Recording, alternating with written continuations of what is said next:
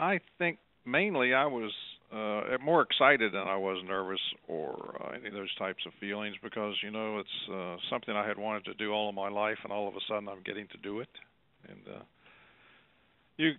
when you go out there for the real time, though, you've practiced before, even a month before we came down and did everything but start the engine. So you've been there, you've been on your back, you've been through the countdown procedures, but this time it's going to be special. But as soon as those engines start and you lift off being a pilot, you then become totally involved in monitoring your systems and the performance of the spacecraft and all those types of things. So that 8.5 minutes it takes to get from the launch pad to orbit is just like it flies by. So you don't really have time to get nervous, particularly when you're in charge of the machine. So it's I would say no, I don't get nervous. I was more excited. I was really happy when we got there, of course, and the engine shut down and we were safely in orbit. When you get into orbit, you're kind of looking toward the heavens, so to speak, and orbit around the Earth, so you haven't seen it yet. And that's one of my most memorable events was the first observation of Earth from space, and that happened about 45 minutes after we got there. We were busy doing our post-orbit insertion procedures, we call it, shutting down the front of the cockpit and moving aft to do all the on-orbit activities. And one of my first jobs as pilot is to set up the computers in the aft part of the cabin, push the magic button that starts the payload bay doors opening, and as soon as they got to about 6 inches in spread, I immediately saw my first glimpse of Earth, and we were over Australia after 45 minutes. So here I am, 45 minutes after my first launch, and we're over Australia, and the doors are opening. I had to take a deep breath, and I remember saying to myself, "Oh God, is this something or what?" And as the doors got wider and wider and opened completely, I could see essentially from Perth on the west coast to Sydney on the east coast, the whole continent of Australia, and I kept thinking, this has got to be one of the most wonderful things anybody could ever experience, and that's the way the whole mission turned out to be. I don't think it changed my outlook on life, so to speak. It did change my appreciation of having the opportunity to do that, to be one of the, I think we have slightly over 500 people now in 51 years of space flight from 38 nations who've gotten to do it. So obviously that the only real impact it had on my life was making me realize how really lucky I am. I'm not exactly sure what that would have been, because just being in space itself gives you an opportunity to do things that you had never gotten to do before. We we had a lot of things that my other crewmates took up there that we kind of toyed with. The jacks where you bounce the ball off the ceiling this time and just float the jacks in the middle of the room, so it's a pretty easy game to play in space. And one of our favorite things was just maneuvering a globule of water or fruit juice around the cabin with straws, blowing it toward each other. But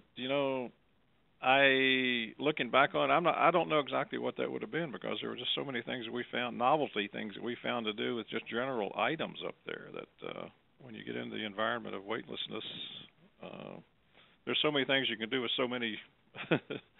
You can use books and pencils and all kinds of things, just have an enormous amount of fun when you have time to do it. Obviously, we don't go up there to play, so the things we do and have fun with are kind of when you got a little extra time.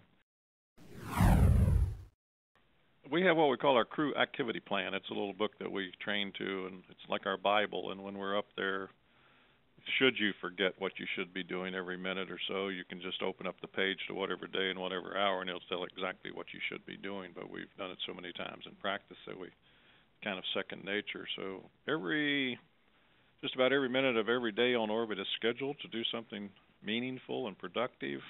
So there's very little spare time. If you do have 5 or 10 minutes, obviously my favorite time was just to go to the nearest window and take my binoculars or take a camera and capture the beauty of this Earth and the sky and the heavens, just the awesomeness of it all. We make the landing manually, but I tell folks if you can take off and land on an aircraft carrier, you can very easily land the space shuttle. As a matter of fact, the space shuttle is a very responsive airplane. It would do a lot more than you see it do. It would. It's not structurally built to do aerodynamic, acrobatics, but it would try to if I wanted to force my controller to try to see it, make it do a loop or a roll or something like that. It would try to do that until the wings fell off. So it's not structurally developed to do acrobatics, but it's a very responsive machine. But we want to fly the space shuttle all the way from orbit to landing on the Earth as smoothly and as gently as we possibly can to protect our crew and our cargo and our space shuttle so they can reuse it. So it's a very gentle re-entry. We fly our space shuttle with a force controller. It's sort of like a joystick on your computer game. So, and it only moves about 1.5 inches and roll and pitch and yaw as I'm flying this machine. And you really, when you kind of think I want to turn left, and you kind of move the stick a little bit left, and you think I want to raise the nose a little bit, and you kind of pull back a little bit. I found myself flying space shuttle by just hardly knowing I'm moving the stick at all. And that's how smooth you need to be when you're flying this thing and bringing it back to Earth and try to make the smoothest landing in history. We have a program here at the Space Center called the Astronaut Encounter, and a couple of us started this, I think, about 10, 12 years ago. When I was president of the Astronauts and Cosmonauts, we started a daily routine of having at least one astronaut here every day to talk to the people, which is going on currently. We have an astronaut, John Blaha, is our guest astronaut today, who flew.